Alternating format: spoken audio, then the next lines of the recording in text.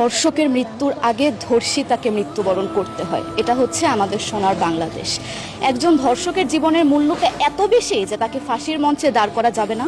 আমরা বাংলাদেশে কয়জন ধর্ষকের নাম জানি যাকে কঠোর থেকে কঠোরতম শাস্তি দেওয়া হয়েছে, যারা ধর্ষিত হয়েছে তাদের নাম জানি, অনেক বড়। এই লিস্ট আসলে অনেক বড়, বলে শেষ করা যাবে না।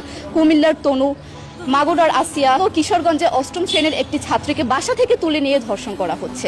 বাবার হাতে মেয়ে ধর্ষিত হচ্ছে, ভাইয়ের হাতে বোন ধর্ষিত হচ্ছে। আমরা আসলে নিরাপত্তা কোথায়? আমার মনে হচ্ছে আমরা যেন আইয়ামে জাহিলিয়া যুগে চলে গিয়েছি।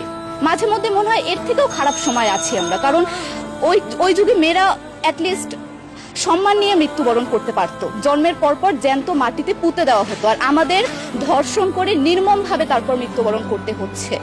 যদি সরকার আমাদের ওই নিরাপত্তা নাই দিতে পারে, তাহলে সরকারের কাছে আমাদের অনুরোধ, আমাদের জ্যান্ত মাটিতে পুঁতে দেখ। আমরা বেঁচে থাকতে চাই না, আমরা সম্মান নিয়ে মৃত্যুবরণ করতে চাই।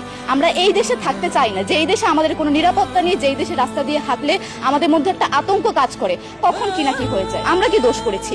আমরা কি নারী না?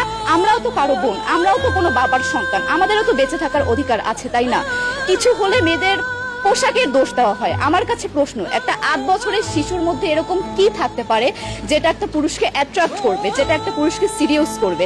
সেরকম হলে আসলে ধর্ষণ করা হতো সবসময় প্রাপ্তবয়স্ক মহিলাকে। কিন্তু আমরা আসলে পরিসংখ্যান গবেষণা করলে দেখতে পারি যে ধর্ষক সবচেয়ে বেশি করা হচ্ছে শিশুদেরকে, কিশোরীদের সবচেয়ে বেশি ধর্ষণ করা হচ্ছে।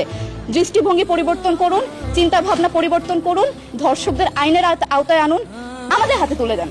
আমরা নিজেদের হাতে শাস্তি দিয়ে দিতে পারবো, এই সাহস আমাদের মধ্যে আছে। বেঁচে থাকার জন্য আমাদের যতটা কঠিন হতে হবে, আমরা কঠিন হওয়ার জন্য প্রস্তুত আছি। আমরা ফাঁসি চাই, ধর্ষকদের কঠোর থেকে কঠোরতম শাস্তি চাই।